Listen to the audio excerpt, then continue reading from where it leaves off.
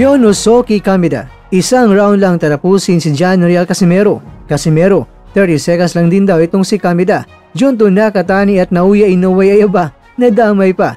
Narito ang buong kwento. Kumpirmado na ang mainit na sagupan sa October 25 kung saan magtatapat ang tinaguriang bad boy ng Pilipinas na si John Real Casimero, 36 anyos, at ang matapang na Hapones na si Kyonosuke Kameda, 26 anyos, sa isang 10-round bout sa featherweight division sa Kyrgyzstan sa ginanap na press conference na pinangungunahan ng dating television world champion na si Koki Kameda sa Tokyo. Agad na uminit ang tensyon matapos magpalitan ng maanghang na salita ang mga dalawang boksingero. Matapos ang sunod-sunod na pagkatalo kay Luis Nery at kay Alan Picasso, buo pa rin ang kumpiyansa ni Kyonosuke na pabagsakin ng Pinoy star. Sinabi niya, sa pangalan na lang yan magaling, matanda na siya, babatukan ko lang yan at tatalunin. Matapang yan na pahayag ni Kyonosuke na nagbanta pa na first round knockout ang sasapitin ni Casimero. Pero hindi naman nagpauli si Casimero at sinabi niya na madaling kalaban ng Hapon. Ina-knockout ko siya sa loob ng 30 seconds kaya na matapang na tugon ng Filipino slugger. Lalo pang nag-init ang usapan mga kwento nang hamunin ni Casimero ang kalaban sa pustahan na agad namang sinang-ayunan ni Kyonosuke at sinabing sige, usalat ang fight money. Sa gitna ng biruan at tapang, nananatiling kalmado itong si Koki Kameda at sinabing pareho silang may kakaibang personalidad at kung sino man ang manalo, malaki ang magbubukas na susunod na laban para sa kanila. Ang laban nito mga kwento ay nasahan na magiging isang eksplosibong bakbakan kung saan nakataya hindi lang ang karangalan kundi pati na rin ang reputasyon ng dalawang mandirigma sa ibabaw ng lona. Unang nagpapakumbaba ay itong si Casimero at sinabing let's do our best. Ngunit mabilis siyang hinamon ni Kyonosuke at sinabi niya magaling siya pero matanda na. Kaya baka kailangan ko siyang bigyan ng magandang parusa. Hindi naman nagpatalo itong si Casimero at sinabi niya na maganda ka ng unan para makatulog ka kaagad. Sagot naman ni Kyonosuke, kahit saan, babanatan kita. Matanda ka na, huwag kang magpakampante. Natatakot ka na ba? Sa kabila ng dalawang sunod na talo kay Luis Nery at ni Alan Picasso, nananatiling agresibo ang Hapones at nangangakong tatapusin ang laban sa unang round. Tinawag naman ni Casimero na madaling kalaban ang Hapon at binanatan niya na 30 seconds lang itong Hapon sa kanya, bagamat isang taon ding nabakante dahil sa dating problema sa timbang. Determinado si Casimero ay pakita na siya pa rin ang pinakamalupit na Pinoy boxer at target ang muling pag-angkin ng world title.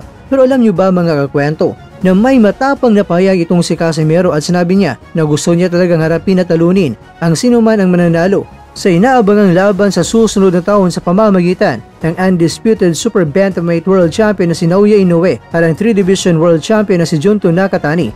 Sa ginanap na press conference, sinabi ni Casimero na hindi lang niya target ang maging kampiyon sa featherweight division, kundi nais din niya na makuha ang titulo bilang number 1 pound-for-pound king, isang ranggong iginagawad ng presiyosong The Ring magazine. Pero hindi madali mga kwento magiging daan ng Pinoy slugger. Sa kasalukuyan, si Inoue ang may hawak ng mga 4 na mga korona sa super bantamweight division at tinuturing na isa sa pinakamahusay na boksingero sa mundo. Habang itong si Nakatani naman ay isa ring matinding karibal na nangangakong harap kay Inoue sa 2026. Kung manalo si Casimero kay Kyonosuke, kailangan pa niyang makakuha ng karapatang makalaban ng sinuman sa kanila.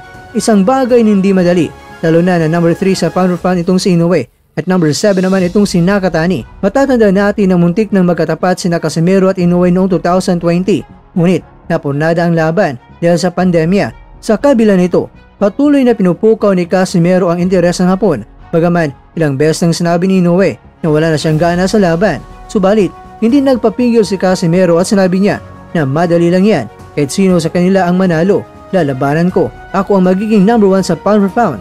Idinagdag pa niya na kung makakapagpakitang gila siya laban kay Kyonosuke, muling mabubuksan ang pinto para kay Inoue na makitang karapat-dapat siyang magharap sa kasaysayan ng boxing. Ilan lamang ng Asyano nakamit ng pound-for-pound number 1, kabilang na dito si Manny Pacquiao at ang kasalukuyang monster na si Naoya Inoue.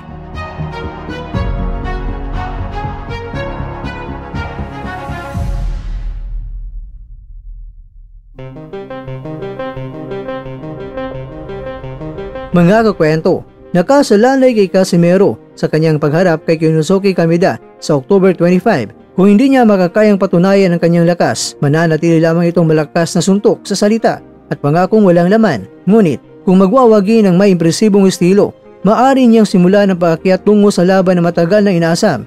Isang sagupaan kontra sa kung sino ang mananalo. kay Nakatani at ni Inoue na maaaring magdala sa kanya sa ruro ng pound for pound supremacy.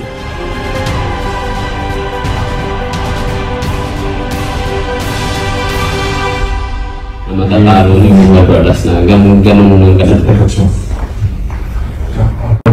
試合、どんな決着を望むか。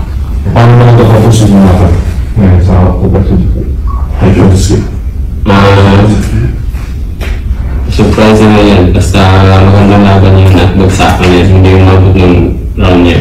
サッカーですね、判定の場合なんですけど、経営価値、やってます。Parang tingin lang nila sa akin kasi kapag magsalita kasi ako, sobrang parang gagas ng loob. Pero pinatunayan ko naman lahat ng mga sinasabi ko at hindi naman yun joke. Totoo talaga pag sabi ko na papagsakin kung kalaban ko papagsakin talaga. Kaya magiging bad na lang sa kanila. Kasi pag magsalita kasi ako, iba kasi magsalita ako eh. Parang hindi pinipigilan ba, parang kung ano yung nasa isip yun ang sinasabi. Kaya yun, totoo naman talaga yung sinasabi ko. Kung sabihin ko sa kanila sa papagsakin ko papagsakin. Importante din naman talaga sa karakter namin ang magiging parang bad boy kami sa pagdating. Kasi hindi naman kayo pagbukuhan eh. Yung laban eh, paano talaga eh, bakbakan talaga eh. Kaya kailangan matapang ka at magiging bad boy ka sa kalaban.ボクシングで顔が悪い、ゲーム人間に顔がかっこいいじゃないのが本当になんかやろうみたいな。それをしてるだけなんです。Sumbong ka rin. Pagsatan talaga. Balitan ang mukha. はい。家で死んでます。家で。はい。1ヶ月前。sa nagpapera sa timbang simula na sa margin po. Hindi naman sabi mo yan sa buhay kasi malaki naman yung lalabanan namin kaya.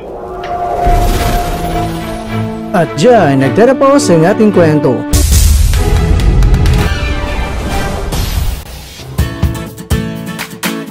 Maraming salamat mga kakwento sa inyong panonood. Pero baka naman mga kakwento ay nagustuhan niyo po ang kwento natin ngayon.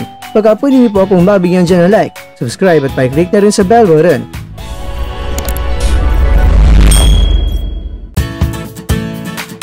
Pero bago tayo tatapos mga kwento, syempre, shoutout po muna tayo dyan sa ating mga kakwento. Kay kakwentong Roland Dolong, kay kakwentong Nick, kay kakwentong Gabriel Nalasa, kay kakwentong nanonood ngayon, shoutout sa iyo dyan.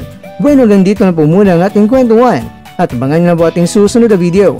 At dito na po yan sa isang channel na kung saan maaring ito'y mga kwentong di pa na kwento sa inyo.